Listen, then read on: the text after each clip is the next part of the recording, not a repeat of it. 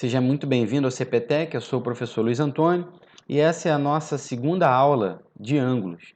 Se você não assistiu à nossa primeira aula de ângulos ainda, onde nós falamos da definição, da classificação de ângulos, acesse o nosso canal ou então clique no link aqui, nessa setinha rosa que eu estou deixando para você assistir a primeira aula de ângulos. Um dos conceitos que nós vamos explorar nessa segunda aula de ângulos são os ângulos opostos pelo vértice.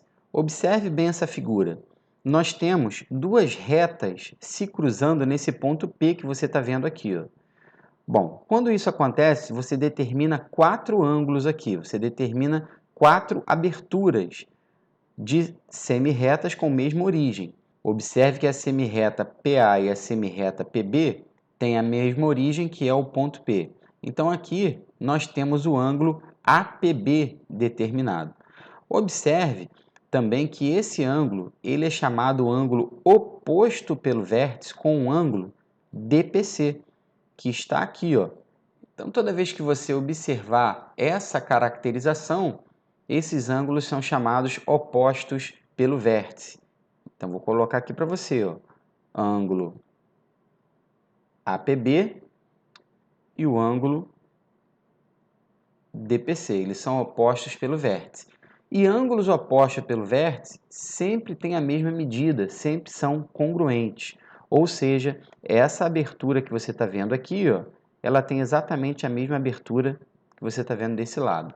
E isso também vai acontecer com os ângulos APD e BPC. Observe o ângulo APD, esse que eu destaquei em verde aqui na nossa figura, e o ângulo BPC, que também está destacado em verde aqui embaixo. Esses dois ângulos, eles também têm a mesma abertura, portanto, são caracterizados como ângulos opostos pelo vértice e têm a mesma medida.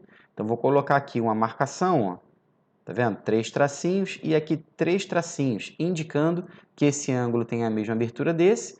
E, claro, o ângulo, como nós já vimos, APB e DPC também tem a mesma abertura. Um outro conceito importante no estudo de ângulos é o conceito de bissetriz de um ângulo. A bissetriz de um ângulo é um segmento de reta ou uma reta que divide o ângulo exatamente a sua metade. Observe nessa figura aqui, nós temos essa informação. PM é bissetriz do ângulo APB. Então, isso quer dizer que essa reta em azul que você está vendo está dividindo o ângulo APB em duas regiões de mesma medida. Ou seja, essa abertura aqui que eu estou destacando em verde na nossa figura tem exatamente a mesma abertura dessa região de baixo que você está vendo aqui. Então, nós podemos escrever sem medo de errar que o ângulo APM ele tem exatamente a mesma medida que o ângulo BPM, pois o segmento de reta PM é bissetriz. Então, nós podemos fazer duas marcações aqui, para caracterizar que esses dois ângulos são iguais. Uma outra informação que nós também podemos escrever é que a soma desses dois ângulos, o ângulo APM, ao ser somado com o ângulo BPM, nós vamos obter, é claro, o ângulo APB. Então, uma informação importante também que nós podemos fazer de acordo com essa figura. Outro conceito muito importante também no estudo de ângulos, que aparecem muito em prova, são as retas paralelas cortadas por retas transversais. E esses nomes aqui, que você já deve ter visto em algum livro, em alguma aula de geometria, não é verdade? Mas não se preocupe com esses ângulos, você não precisa decorar todos eles. Você só precisa decorar os conceitos que eu vou passar para vocês. Considere essa figura aqui, onde as retas RS, elas são paralelas, é assim que a gente escreve, R paralela a S. E nós temos uma reta T, que é chamada de reta transversal, ou seja, é a reta que corta as retas RS. São chamados de ângulos correspondentes aqueles ângulos que têm lados em comum. Observe esse ângulo que eu estou destacando em vermelho aqui. Ele tem um lado em comum com esse outro ângulo que está aqui embaixo. Esses dois ângulos, eles são chamados de ângulos correspondentes, tá bom? Como nós já vimos também que ângulos opostos pelo vértice têm a mesma medida, é claro que esses ângulos da mesma cor que eu estou colocando aqui, tá vendo? Eles são opostos pelo vértice, portanto, eles são congruentes, eles têm a mesma abertura. Então, vou colocar um símbolo aqui para indicar que eles têm a mesma medida, que eles são congruentes. Eu vou dar nomes para esses 4 ângulos que aqui apareceram. Vou chamar esse ângulo aqui de ângulo A, esse aqui de ângulo B, esse aqui de ângulo C e esse aqui embaixo de ângulo D. Então, são correspondentes A e C e também são correspondentes B e D. E eles têm a mesma medida, eles são congruentes. Ou seja, a medida do ângulo A é igual à medida do ângulo B, que é igual à medida do ângulo C, que é igual à medida do ângulo D. Vou destacar na nossa figura também ângulos de cor verde, que também vão ter a mesma medida. Esse ângulo aqui vai ter a mesma medida desse outro ângulo aqui, pois são opostos pelo vértice.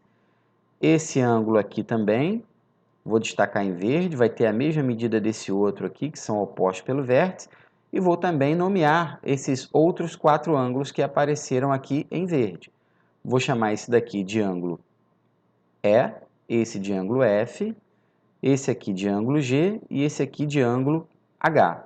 Então, observe que os ângulos E e G também são ângulos correspondentes. Então, vou colocar aqui ó, o outro par, ó, E e G. E também F e H. Eles também são ângulos correspondentes, portanto, também têm a mesma medida. O que são ângulos alternos internos, professor Luiz Antônio? Ângulos alternos internos são aqueles ângulos que estão em lados opostos da nossa transversal e estão na região interna das retas paralelas. Observe que as retas paralelas cortam o plano em 3 regiões, região interna e 2 regiões externas. Você consegue perceber isso? Então, observe que os ângulos B e C, eles são ângulos alternos, pois estão em lados opostos da nossa transversal e estão na região interna das paralelas. Portanto, eles são caracterizados como ângulos alternos internos. Então, vou colocar aqui, ó, primeiro par de ângulos alternos internos, o par BC. Nós temos um outro par de ângulos alternos internos, que são os ângulos F e G. Observe, F e G estão em lados opostos da nossa transversal e estão na região interna das paralelas. Também são ângulos alternos internos. Alternos externos, nós vamos ter o mesmo raciocínio. São ângulos que estão em lados opostos da transversal, porém estão em regiões externas da paralela. Vou destacar 2 aqui para você, ó. O ângulo A e o ângulo D. São ângulos alternos externos. Pelo mesmo raciocínio, nós podemos destacar os ângulos E e H. Portanto, nós vamos escrever aqui os pares de alternos externos. O par AD é alterno externo e o par EH também é alterno externo, um par de ângulos alternos externos. Ângulos colaterais internos. Bom, você já deve ter percebido que colaterais, mesmo lado, né? Mesma lateral. Então, nós temos os ângulos FC, são ângulos colaterais internos, tá vendo? Mesma lateral em relação à transversal e região interna das paralelas. E o outro par é o par BG, mesma lateral em relação à transversal e região interna das paralelas.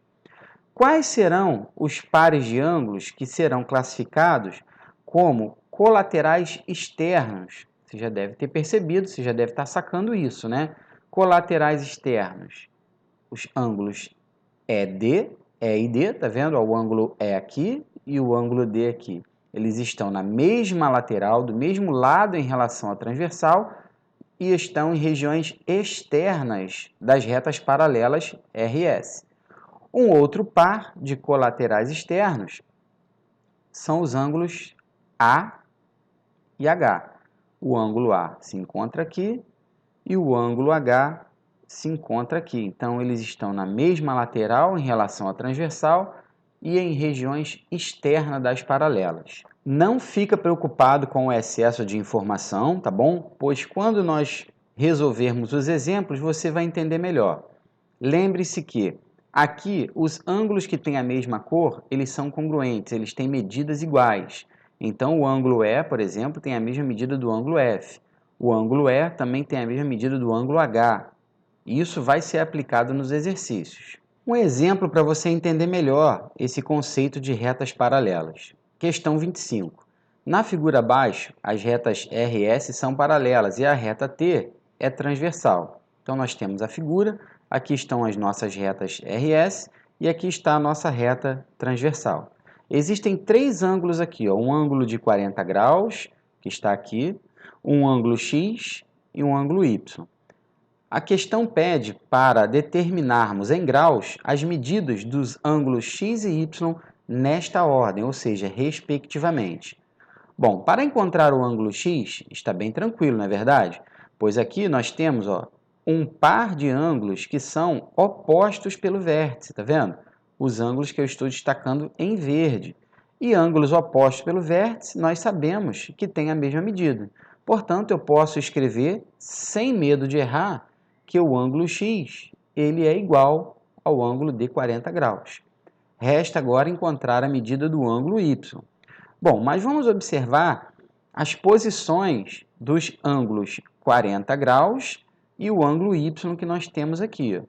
Esses dois ângulos, eles são colaterais externos. E nós já vimos que os ângulos colaterais externos, ou seja, eles estão na mesma lateral em relação à transversal e na parte externa das retas paralelas, eles são suplementares. Mas suplementares, Luiz? Como assim? Bom, vamos observar aqui o suplemento do ângulo de 40 graus. Esse ângulo que está aqui embaixo, que eu estou destacando em azul, ele é o suplemento de 40 graus. Você lembra o que são ângulos suplementares? São aqueles que somados totalizam 180 graus. Então aqui nós estamos diante do ângulo de 140 graus. 140 mais 40 totaliza 180, ok? Aqui, a metade de uma circunferência completa. Bom, então, esse ângulo de 140 graus que está aqui e esse ângulo y que está aqui embaixo, eles são ângulos correspondentes e são congruentes. Logo, eu posso escrever que o ângulo y ele mede 140 graus. E com isso, nós conseguimos resolver a nossa questão número 25. Então, a ordem é 40 graus e 140 graus. O gabarito da nossa questão é a letra C, está aqui, 40 e 140. Na terceira aula de ângulos, nós vamos resolver alguns exercícios envolvendo as operações e esses conceitos que nós vimos nas aulas 1 e 2. Um grande abraço e até daqui a pouco.